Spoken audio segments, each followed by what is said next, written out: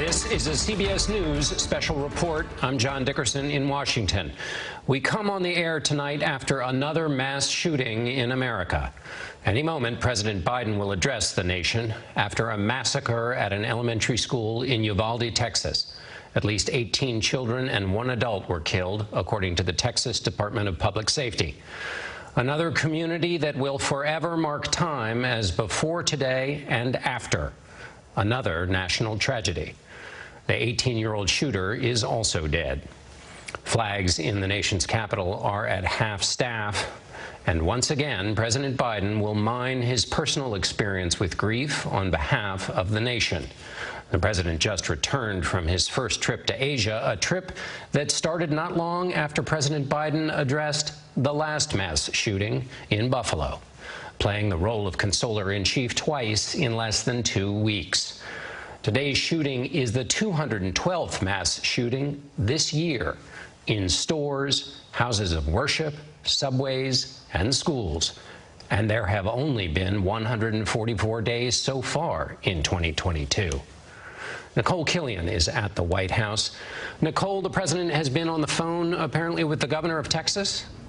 Yeah, that's right, John. The White House says President Biden spoke with Texas Governor Abbott earlier this evening aboard Air Force One as he was returning here to the United States from an overseas trip to Asia. He offered any and all assistance to the governor in the wake of this horrific shooting. Flags here at the White House have also been lowered to half-staff. John? And President and Dr. Biden have just entered the Roosevelt Room of the White House. Let's listen in.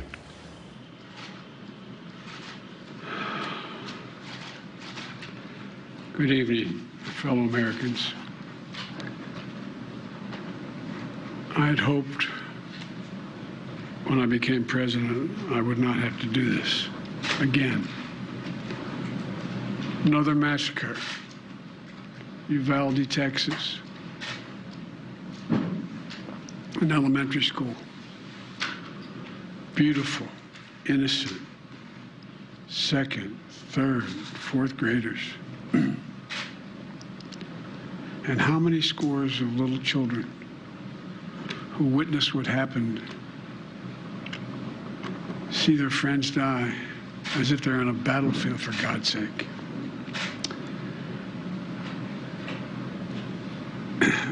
They'll live with it the rest of their lives. There's a lot we don't know yet. There's a lot we do know. The parents who will never see their child again,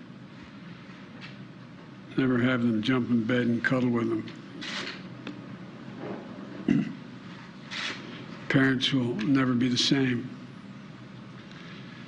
To lose a child is like having a piece of your soul ripped away. There's a hollowness in your chest. You feel like you're being sucked into it and never going to be able to get out. Suffocating. And it's never quite the same. It's the feeling shared by the siblings and the grandparents and the family members and the community that's left behind. Scripture says, Jill and I have talked about this in different contexts, in other contexts. The Lord is near to the brokenhearted and saves the crushed in spirit. So many crushed spirits. So tonight, I ask the nation to pray for them. Give the parents and siblings the strength in the darkness they feel right now. As a nation, we have to ask, when in God's name are we going to stand up to the gun lobby? When in God's name we do what we all know in our gut needs to be done? It's been 3,448 days, 10 years since I stood up at a high school in Connecticut, a grade school in Connecticut, where another gunman massacred 26 people, including 20 first graders at Sandy Hook Elementary School. Since then, there have been over 900 incidents of gunfires reported on school grounds. Marjorie Stoneman Douglas High School in Parkland, Florida. Santa Fe High School in Texas.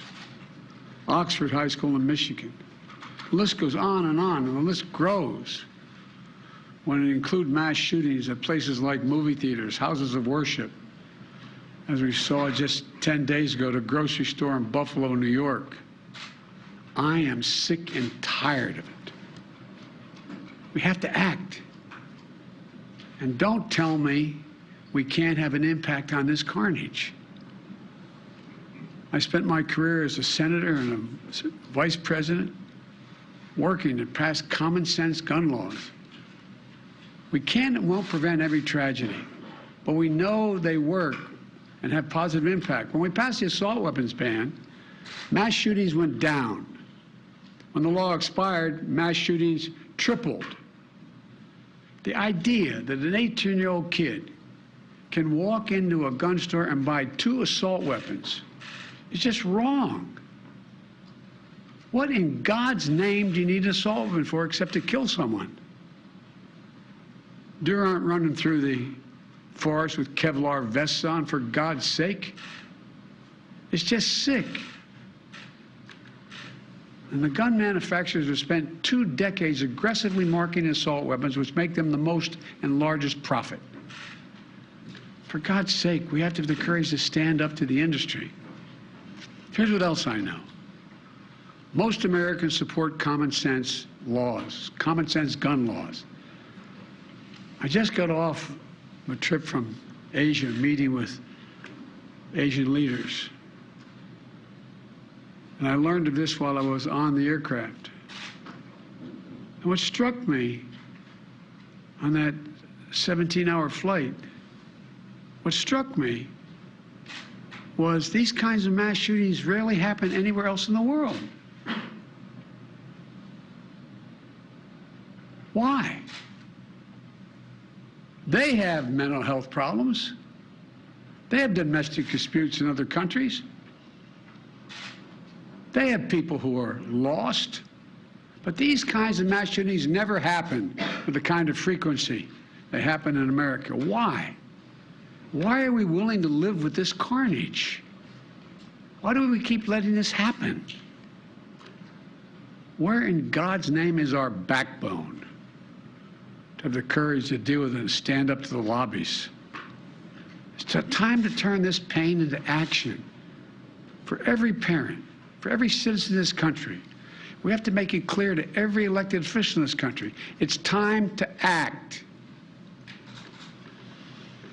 It's time for those who obstruct or delay or block the common sense gun laws. We need to let you know that we will not forget. We can do so much more. We have to do more. Our prayer tonight is for those parents lying in bed and trying to figure out,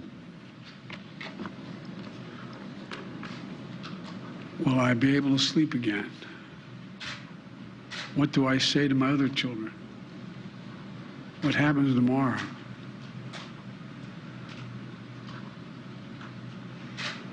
May God bless the loss of innocent life on this sad day.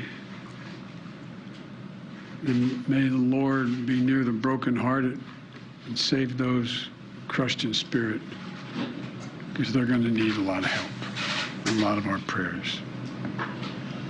God love you. Will you go to Texas, sir? Sir, will you go to Texas? President Biden speaking from the Roosevelt Room, where his first audible noise was a deep sigh before talking about how the parents of the school children who were murdered today will no longer be able to jump in bed and cuddle with them, referring to his own experience with grief, and then saying about the shooting, I'm sick and tired of it, about gun violence in America. He said, it's just sick.